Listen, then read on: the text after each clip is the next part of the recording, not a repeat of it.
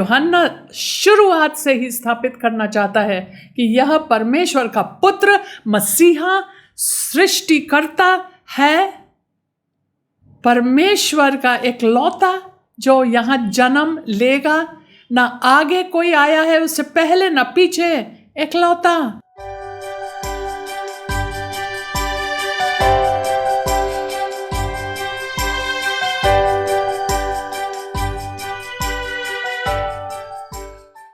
पंद्रह पद, यूहन्ना ने उसके विषय में गवाही दी और पुकार कर कहा, यह वही है जिसका मैंने वर्णन किया कि जो मेरे बाद आ रहा है वह मुझसे बढ़ के है, क्योंकि वह मुझसे पहले था। यूहन्ना की गवाही। और यहाँ लिखा है कि क्योंकि उसकी परिपूर्णता में से हम सब ने प्राप्त किया, अर्थात अनुग्रह पर अनुग्रह। वह जो लोग बोझ से दबे हुए लोग, जो परमेश्वर की व्यवस्था जो मूसा ने उन लोग को दिया, उस बोझ से दबे हुए थे, वह लोगों के लिए जीवन का कारण बनने के लिए आए थे। और कहता है कि उसकी परिपूर्णता से हम प्राप्त करते हैं अनुग्रह पर अनुग्रह। इसीलिए कि 17 पद, इसीलिए कि व्यवस्था तो मूसा के द्वारा ही दी गई, परंतु अनुग्रह और सच्चाई यीशु मसीह के द्वारा। हम लोगों ने सुना कि अनुग्रह और सच्चाई से परिपूर्ण थे, तो हम अब वह उसके तुलना मूसा से कर रहा है। यूहन्ना कह रहा है मूसा ने तो व्यवस्था दी, व्यवस्था जीवन का कारण ना बन पाया, क्योंकि कोई उस स्तर तक, परमेश्वर का सिद्ध स्तर तक ना पहुंच पाएगा। जो चीज़ व्यवस्था में बताई गई कि इन सारी बातों को मानो, वो कोई सवाल ही नहीं उठता कि कोई मान पाए और उसको कर पाए। तो इसीलिए वह जीवन उससे प्राप्त नहीं हो सकता था, और जो चीज़ जीवन के लिए दिया गया था वह मौत का कारण बन गया। व्यवस्था में मौत नहीं था, लेकिन क्योंकि मनुष्य को जब यह कानून दिया जाता है, बाहर से दिया जाता है, और उनके अंदर वह क्षमता नहीं है कि हम इस कानून को कर पाएं, तो जाहिर सी बात है मौत आएगी, क्योंकि पाप का वेतन मौत है। वह उस व्यवस्था के कानूनों को कर नहीं पाएंगे, तोड़ देंगे, और उसके वजह से मौत आएगी। लेकिन अब यीशु आया है जो अनुग्रह लेकर के आया है, अनुग्रह और सच्चाई के साथ। परमेश्वर और अनुग्रह की कोई घटी नहीं है, इसलिए वो कहता है उसके द्वारा हमें अनुग्रह पर अनुग्रह मिलता है। कोई घटी नहीं है हमारे लिए। परमेश्वर, पद संख्या 18, परमेश्वर को किसी ने कभी नहीं देखा, एकलौता पुत्र जो पिता की गोद में है उसी ने उसे प्रकट किया। तो इसीलिए आया है यहाँ पे, ताकि वह परमेश्वर को, जिसको किसी ने नहीं देखा लेकिन यीशु ने देखा, उसके दिल को वह जानता है, उनकी व्यवस्था, उसके प्लान या योजना, सारी बातें, उनकी इच्छा को प्रकट करने के लिए और यहाँ करने के लिए, और हमें वह क्षमता देने के लिए, ताकि हम भी उस व्यवस्था पे चल पाए और जीवन प्राप्त करें। मतलब वो जो अनंत थे, जो अनंत काल से पहले थे, अब वह समय में टूट पड़ा, आ गया, और एक बच्चे के रूप में, एक मनुष्य के रूप में, जैसे परमेश्वर ने वायदा किया था। क्या वायदा किया था? उन्होंने अदन की वाटिका में वायदा ये किया कि इस स्त्री के बीज के द्वारा, इस सांप के, उसने सांप को कहा कुचला जाएगा, तो उसका सर कुचला जाएगा। और वही करने के लिए यीशु मसीह आए हैं। यूहन्ना बपतिस्मा देने वाली की गवाही। यूहन्ना की गवाही यह है कि जब यहूदियों ने यरूशलेम में याजकों और लेवियों को उससे यह पूछने के लिए भेजा कि तू कौन है, फरीसियों ने पूछवाया यूहन्ना बपतिस्मा देने वाले को, तुम कौन हो? तो उन्होंने अपने बारे में, ये यीशु के बारे में नहीं बोल रहा है, अपने बारे में बोल रहा है। वो अपनी गवाही देगा, और अपने गवाही में यह कहता है कि मैं मसीहा नहीं हूँ, मैं एलिया नहीं हूँ, मैं वो दूसरा भविष्यवक्ता भी नहीं हूँ। तो उन लोग ने कहा तो फिर तू कौन है? और उन्होंने ये गवाही दी अपने बारे में। यशाया का 40 अध्याय पद संख्या 3 में यह बताया गया है, मैं जंगल में एक पुकारने वाला का शब्द हूँ कि तुम प्रभु का मार्ग सीधा करो। यूहन्ना बपतिस्मा देने वाला यीशु के लिए अग्रदूत थे और वह यीशु के मार्ग को सीधा करने के लिए आए और पश्चाताप के संदेश को लेकर आए थे। और उन्होंने यह गवाही दी कि जो सच्चा प्रकाश है, जो सभी को प्रकाश देता है, वो दुनिया में आ रहा है। तो यही उसकी गवाही है अपने बारे में। तो फरीसियों की ओर से भेजे गए लोग, उन्होंने उससे यह प्रश्न पूछा, यदि तू ना मसीह है, ना एलिया है, ना वो भविष्यवक्ता है, तो फिर तू बपतिस्मा क्यों देता है? तब उन्होंने कहा, मैं तो सिर्फ पानी का बपतिस्मा देता हूँ। वह तो केवल मन फिराव का बपतिस्मा देता था। वह पवित्र आत्मा का बपतिस्मा और आग का बपतिस्मा नहीं देता है। जो हम लोग पद संख्या 26 में चलते हैं। यूहन्ना ने उनको उत्तर दिया, मैं तो जल से बपतिस्मा देता हूँ, लेकिन एक है जो मेरे बाद आएगा, वह व्यक्ति तुम्हारे बीच में खड़ा है, लेकिन तुम उसको जानते नहीं, अर्थात मेरे बाद आने वाला है, जिसकी जूती का बांध मैं खोलने के योग्य नहीं। ये बातें यरदन के पार बैथनिया में हुई, जहाँ यूहन्ना बपतिस्मा देता था। 29 पद। दूसरे दिन उसने यीशु को अपनी ओर आते देखकर कहा, देखो यह परमेश्वर का मेमना है जो जगत का पाप उठा ले जाता है। यहाँ पे हम देखते हैं कि जैसे उन लोग का जो व्यवस्था थी, और व्यवस्था में उन्हें यह प्रणाली दी गई थी, मतलब कुर्बानियों की, कि जो जानवरों को मारा जाता था ताकि उन लोग इज़राइली लोगों के पापों की क्षमा के लिए खून बहाया जाता था।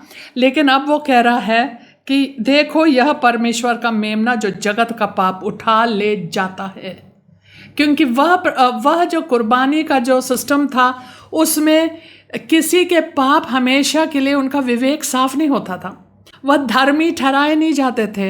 वह केवल थोड़े दिन तक, जब तक कि फिर से पाप करे, फिर से लहू बहाया जाएगा। और साल में एक बार, वर्ष में एक बार प्रायश्चित के दिन पे सारे राष्ट्र के पाप एक मेमना पे रखा जाता था। हाथ रख के जो महायाजक थे हाथ रखते थे, और फिर वह मेमना उन लोग के पाप उठा ले जाता था, 1 साल के लिए केवल। 1 साल के बाद फिर से वही कुर्बानी होती थी। एक मेमना काटा जाता था, उसका लहू बहाया जाता था, एक मेमना को पापों के साथ बाहर भेज दिया जाता था। कहाँ? जंगल में। तो फिर आगे बढ़ते हैं कि यह है वो परमेश्वर का मेमना जो जगत का पाप उठा ले। ये लोग समझते थे क्योंकि उन लोगों ने कुर्बानी बचपन से ही देख रहे हैं। यह वही है जिसके विषय में मैंने कहा, एक पुरुष मेरे पीछे आता है जो मुझसे श्रेष्ठ है, क्योंकि वह मुझसे पहले था।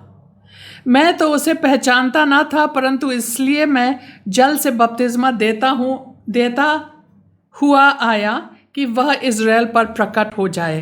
पहले हम ये बताएं कि इसलिए बपतिस्मा देने वाला जो यूहन्ना थे, बपतिस्मा दे रहे थे, उन्होंने कहा मैं बपतिस्मा दूंगा, यीशु आएगा और मैं उनका परिचय पूरे इज़राइल को दूंगा, मैं बताऊंगा यही है वो आएगा, क्योंकि उसको धार्मिकता पूरा करना है, वो आएगा। हालांकि वह मनुष्य का रूप धारण जरूर किया था, लेकिन उसके ऊपर एक भी पाप नहीं था। उसको पाप के क्षमा के लिए बपतिस्मा लेने की कोई आवश्यकता नहीं थी। उसके बावजूद उन्होंने यूहन्ना बपतिस्मा देने वाले से कहा, ताकि सारी धार्मिकता पूरी की जाए, आप हमको बपतिस्मा दो। क्योंकि यूहन्ना ने उनसे कहा, मुझे आपसे बपतिस्मा लेना चाहिए, आप हमसे क्यों बपतिस्मा मांग रहे हैं? हमें आपको हमें बपतिस्मा देना चाहिए। लेकिन यहाँ लिखा है 32 पद में, और यूहन्ना ने ये गवाही दी, ये सब यूहन्ना की गवाही है, लेकिन वो कहता है कि और यूहन्ना ने यह गवाही दी, मैंने आत्मा को कबूतर के समान आकाश से उतरते देखा है और वह उस पर ठहर गया। मैं तो उसे पहचानता नहीं था, परंतु जिसने मुझे जल से बपतिस्मा देने को भेजा उसी ने मुझसे कहा, जिस पर तू आत्मा को उतरते और ठहरते देखे वही पवित्र आत्मा से बपतिस्मा देने वाला है। मैं तो केवल पानी से बपतिस्मा देता हूँ, लेकिन मेरे भेजने वाले ने, यहोवा ने हमसे कहा कि जब ये आएगा और उसके ऊपर पवित्र आत्मा उतरेगा एक कबूतर के रूप में और वह उसके ऊपर ठहरेगा, तो जानेगा कि वही है जो पवित्र आत्मा का बपतिस्मा देगा। इसलिए तुम पानी का बपतिस्मा दो ताकि वो प्रकट हो जाए, पूरे इज़राइल के सामने आ जाए। और मैंने देखा, उसकी गवाही सुनिए, और 34 पद, और मैंने देखा और गवाही दी कि यही परमेश्वर का पुत्र है। हालेलुया, यही परमेश्वर का पुत्र है।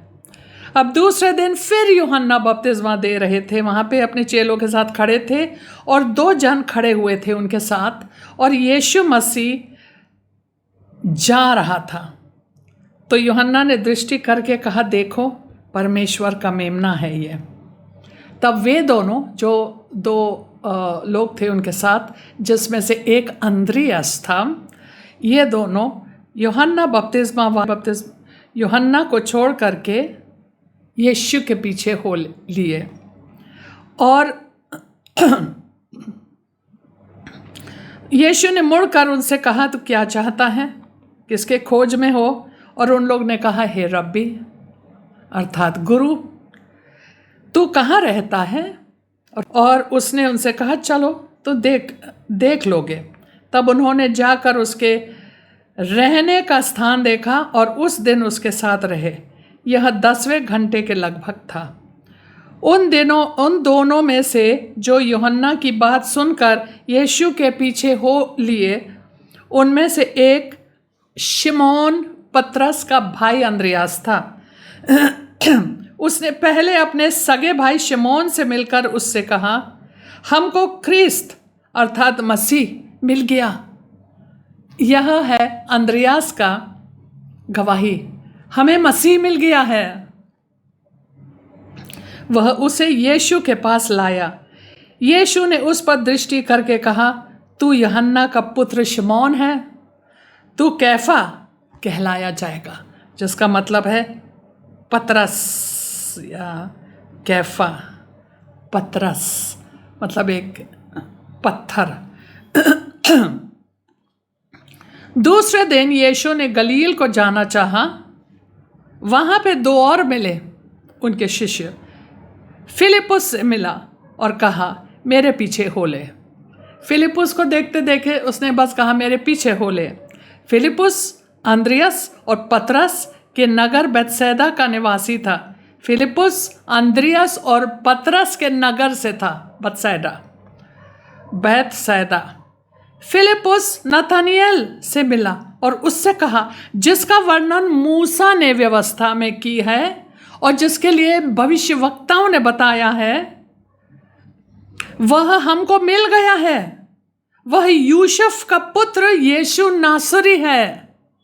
जैसे उसने नासरी कहा, ये नतनएल का, यह फिलिप का गवाही है, नतनएल को बता रहा है कि आओ, जिसके बारे में मूसा ने लिखा, भविष्यवक्ताओं ने उसके बारे में लिखा, और हम उनके बाट जो रहे थे, हम लोग उससे मिल चुके हैं, मसीहा से। उसने कहा वह यूसुफ के पुत्र यीशु नासरी है। और नतनएल ने यह कहा, क्या कोई अच्छी वस्तु भी नासरत से निकल सकती है? हो सकता है वहाँ के लोग अंधकार में थे, कहते हैं वहाँ से कुछ अच्छा कुछ निकल सकता है क्या? तो उसने कहा कि देख, आओ मेरे साथ। तो फिर वो आया। चलकर देख ले, फिलिपुस ने कहा। यीशु ने नतनएल को अपनी ओर आते देखकर उसके विषय में कहा, देखो यह सचमुच इज़राइली है, इसमें कपट नहीं। नतनएल के बारे में यीशु ने यह कहा। नतनएल ने उससे कहा, तू मुझे कैसे जानता? यीशु ने उसको उत्तर दिया, इससे पहले कि फिलिप्पुस ने तुझे बुलाया, जब तू अंजीर के पेड़ के तले था तब मैंने तुझे देखा था। ओह, वो तो हैरान, अभी तक तो कह रहा है क्या कोई सही चीज़ नासरत से निकल सकता है क्या? ये नासरी है, कोई ढंग के लोग नासरत से निकल सकते हैं क्या? अब उसका दिमाग पलट गया। कहते एक तो उसने हमसे कहा ऐसा एक इजरायली जिसके मन में कपट नहीं, अब वो कह रहा है जब तू अंजीर के पेड़ के नीचे थे और फिलिप आके तुमसे बातचीत कर, मैं तब से तुमको देख लिया मैंने। इसका मतलब यीशु ने यह भी सुन लिया होगा कि क्या ये नासरी है और नासरत से कोई ढंग की चीज़ आ सकता है, वो भी सुन लिया होगा। तब फिर नथानियल ने उसको उत्तर दिया, हे रब्बी, तू परमेश्वर का पुत्र है, तू इज़राइल का महाराजा है। कैसे लोग बदल जाते हैं ना। कभी कभी हमारे वीडियोस पे भी लोग बोलते कौन है ये यीशु, हम लोग कुछ नहीं बोलते, क्योंकि नथानियल ने भी यही चीज़ कहा। बहुत से लोग ये चीज़ कहे कौन है ये यीशु, यीशु कौन है ये, और उन लोग ठट्टे में उड़ाते हैं। और फिर नेक्स्ट दूसरे पल ही जैसे यीशु ने उन लोग को कोई बात प्रकट कर दी, कोई ऐसे ज्ञान की बात बता दी, तो वह हैरान, हे परमेश्वर, तू तो परमेश्वर के पुत्र हो, हे रब्बी, तू तो इज़राइल का राजा है। सब काया पलट गया। और वैसे ही इन लोगों के साथ जो हंसी मजाक से ठट्टे में उड़ाते और बोलते ये कौन है, ये कैसे है, देखते रहो। 50 पद संख्या 50, यीशु ने उसको उत्तर दिया, मैंने जो तुझसे कहा कि मैंने तुझे अंजीर के पेड़ के तले देखा, क्या तू इसीलिए विश्वास करता है? तू इससे भी बड़े बड़े काम देखेगा। मैं तो इतनी छोटी बात से तुम इतना हैरान हो गए, तो बहुत बड़े बड़े चीज़ को देखोगे। और वो देखेगा ना, क्योंकि यीशु के साथ 3.5 साल बार्थोलोमेव नथानियल उनके साथ थे, उस शिष्य थे, एक 12 चेलों में से एक, तो वो देखेगा। कहते इससे बड़े बड़े काम तो देखेगा। फिर उसने कहा, मैं तुमसे सच सच कहता हूँ कि तुम स्वर्ग को खुला हुआ और परमेश्वर के स्वर्गदूत को मनुष्य के पुत्र के ऊपर उतरते और ऊपर जाते देखोगे। सो हालेलुया। तो हम लोग देखते हैं कि बहुत बार जब परमेश्वर अपने लोगों पर प्रकट होता है, अलग अलग तरीके से प्रकट होता है। जैसे कि लोग कैसे आते हैं यीशु के पास, जैसे अंद्रियास के साथ उन्होंने एक दूसरे से सुना। किसने उनको बताया ये परमेश्वर का मेमना है? उसने किससे सुना? यूहन्ना बपतिस्मा देने वाले के बात सुना और वो चला गया उसके पीछे। और जैसे सिमोन पतरस, उसने अपने भाई की गवाही सुनी, उन्होंने अपने भाई की गवाही सुनी। अंद्रियास आया और कहा, आओ देखो मसीहा हमें मिल गया है। और जैसा फिलिप को एक बुलावा, साफ बुलावा, मेरे पीछे हो ले, ऐसा बुलावा मिला। किसी किसी को ऐसे बुलावा मिलता है, और किसी किसी को जैसे नथानियल के साथ एक वो अपना दिल, अपने चीज़ों को, अपने सत्य को प्रकट करता है उनके सामने, और वो हैरान हो सकते हैं। फिर वो यीशु के पास आते हैं, प्रार्थना करते हैं कि हे पिता परमेश्वर, कि जो लोग इस सुसमाचार को सुनते हैं, यूहन्ना रचित सुसमाचार, एक ना एक तरीके से प्रभु आप उनसे बातचीत करें और उनके दिल में प्रकट हो जाएं, और वह ये जानने पाए कि यीशु मसीह सचमुच परमेश्वर का मेमना, परमेश्वर का पुत्र। क्योंकि जैसे यूहन्ना ने इसीलिए ये सारे चिन्ह बताए और यह पत्र सुसमाचार को लिखा है, ताकि लोग जानने पाए कि यीशु मसीह परमेश्वर का पुत्र है और विश्वास करते हुए अनंत जीवन पाए। हे प्रभु, ये वचन हमसे चुराया ना जाए, बल्कि हमारे अंदर प्रवेश करके हमें बुद्धि और समझ से भरने पाए। ये सारी प्रार्थना हम यीशु मसीह के नाम से मांगते हैं, आमीन।